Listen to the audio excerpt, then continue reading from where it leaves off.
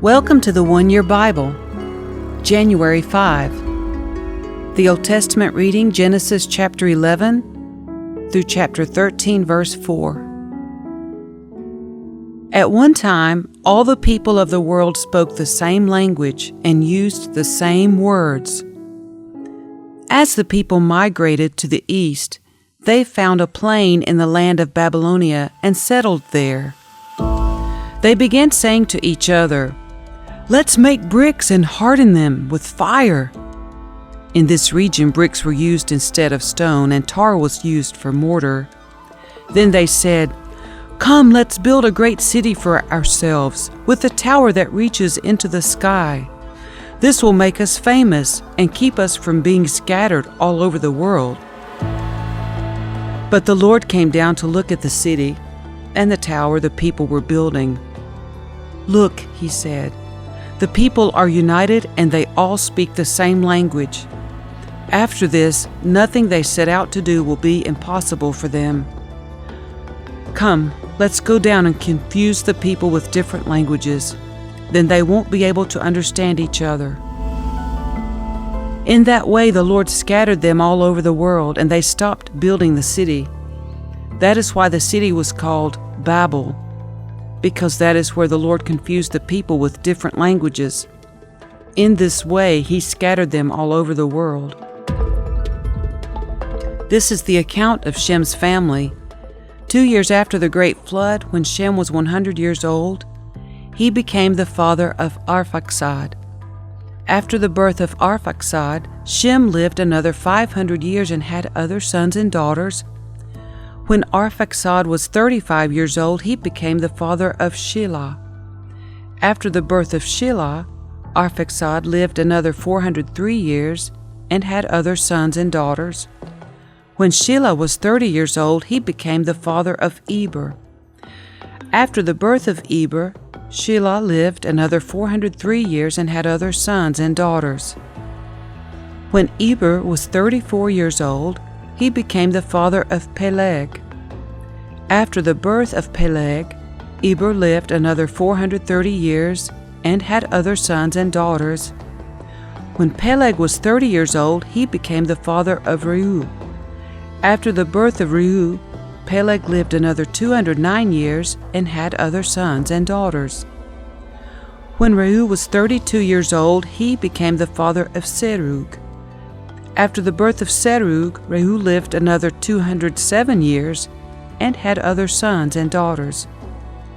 When Serug was 30 years old, he became the father of Nahor.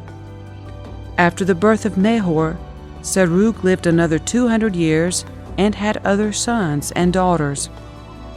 When Nahor was 29 years old, he became the father of Terah. After the birth of Terah, Nahor lived another 119 years and had other sons and daughters.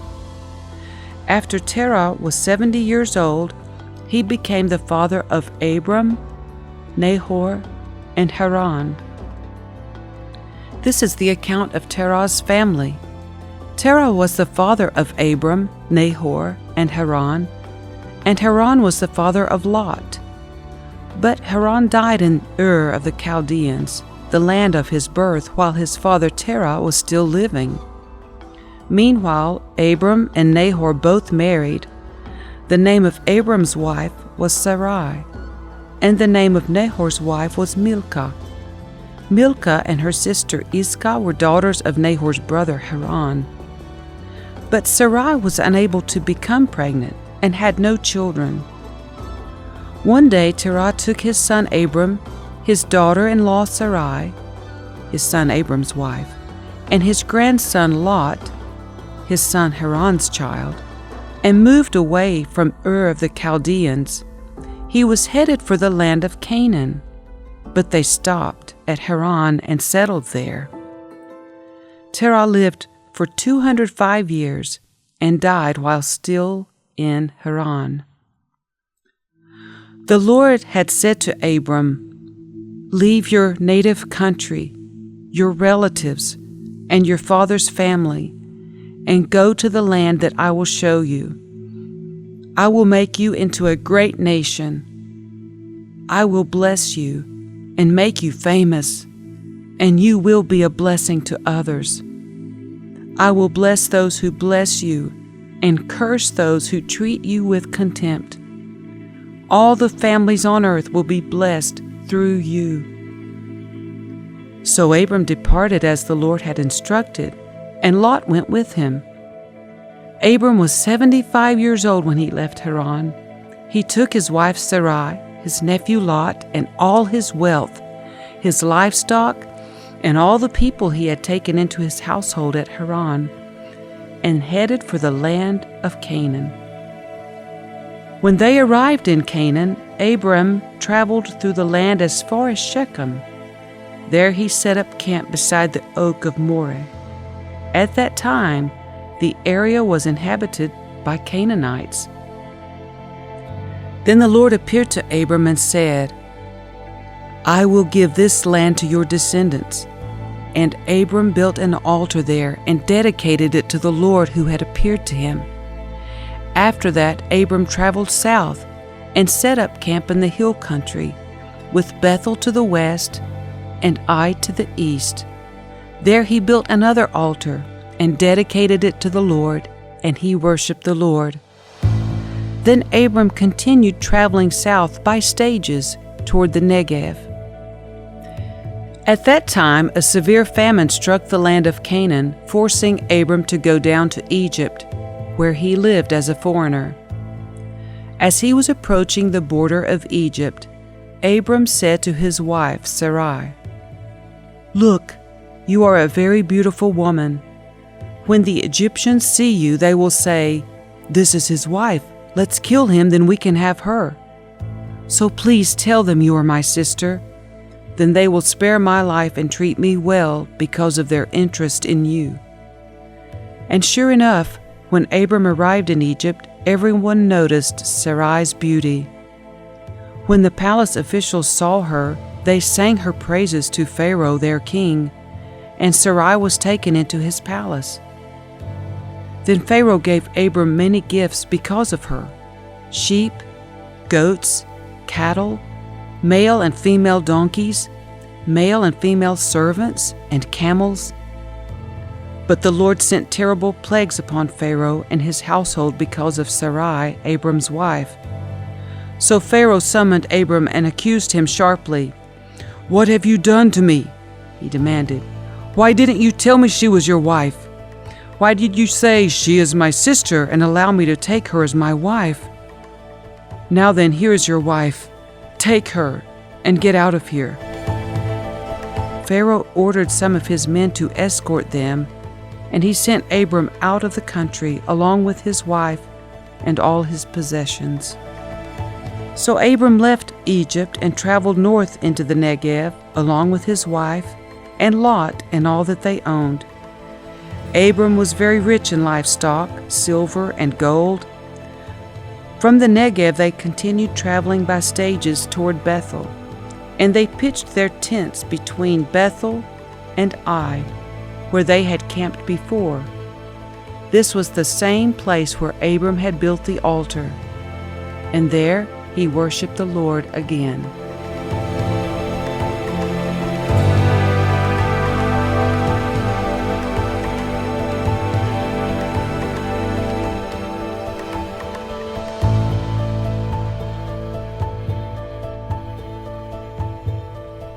The New Testament reading, Matthew chapter 5, verses 1 through 26.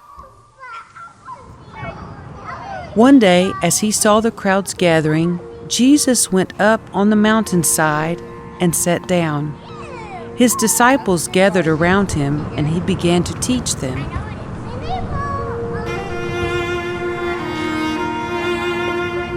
God blesses those who are poor and realize their need for Him, for the kingdom of heaven is theirs. God blesses those who mourn, for they will be comforted. God blesses those who are humble, for they will inherit the whole earth. God blesses those who hunger and thirst for justice, for they will be satisfied. God blesses those who are merciful, for they will be shown mercy. God blesses those whose hearts are pure, for they will see God. God blesses those who work for peace, for they will be called the children of God. God blesses those who are persecuted for doing right, for the kingdom of heaven is theirs. God blesses you when people mock you and persecute you and lie about you and say all sorts of evil things against you because you are my followers. Be happy about it. Be very glad, for a great reward awaits you in heaven. And remember, the ancient prophets were persecuted in the same way. You are the salt of the earth. But what good is salt if it has lost its flavor?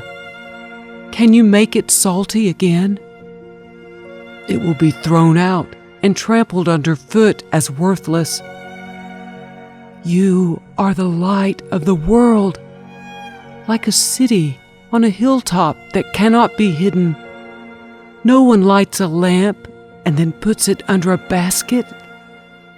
Instead, a lamp is placed on a stand where it gives light to everyone in the house. In the same way, let your good deeds shine out for all to see, so that everyone will praise your heavenly Father. Don't misunderstand why I have come. I did not come to abolish the law of Moses or the writings of the prophets. No, I came to accomplish their purpose. I tell you the truth, until heaven and earth disappear, not even the smallest detail of God's law will disappear until its purpose is achieved. So if you ignore the least commandment and teach others to do the same, you will be called the least in the kingdom of heaven. But anyone who obeys God's laws and teaches them will be called great in the kingdom of heaven. But I warn you, unless your righteousness is better than the righteousness of the teachers of religious law and the Pharisees, you will never enter the kingdom of heaven. You have heard that our ancestors were told, "You must not murder. If you commit murder, you are subject to judgment." But I say, if you are even angry with someone, you are subject to judgment. If you call someone an idiot, you are in danger of being brought before the court. And if you curse someone, you are in danger of the fires of hell. So if you are presenting a sacrifice at the altar in the temple, and you suddenly remember that someone has something against you, leave your sacrifice there at the altar. Go and be reconciled to that person. Then come and offer your sacrifice to God. When you are on the way to court with your adversary, settle your differences quickly. Otherwise, your accuser may hand you over to the judge, who will hand you over to an officer, and you will be thrown into prison. And if that happens, you surely won't be free again until you have paid the last penny.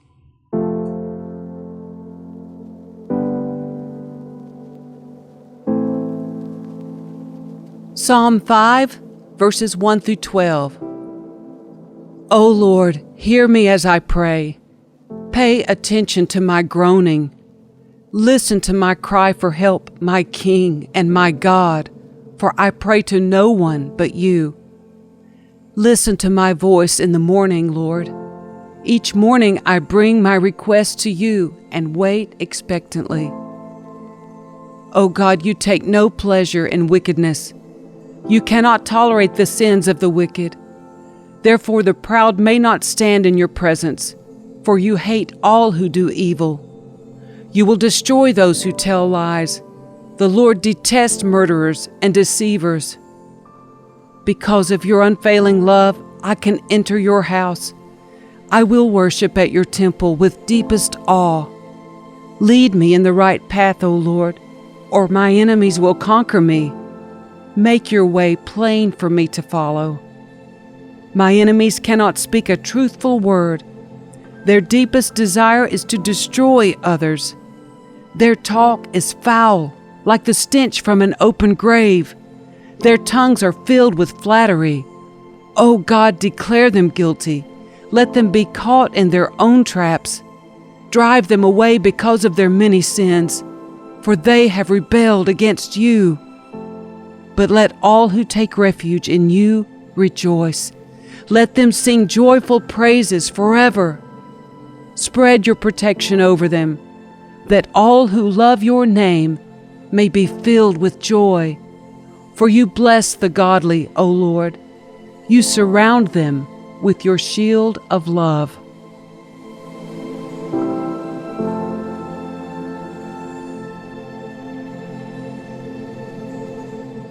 Proverbs 1, verses 24 through 28. I, wisdom, called you so often, but you wouldn't come. I reached out to you, but you paid no attention. You ignored my advice and rejected the correction I offered. So I will laugh when you are in trouble. I will mock you when disaster overtakes you. When calamity overtakes you like a storm, when disaster engulfs you like a cyclone, and anguish and distress overwhelm you. When they cry for help, I will not answer. Though they anxiously search for me, they will not find me.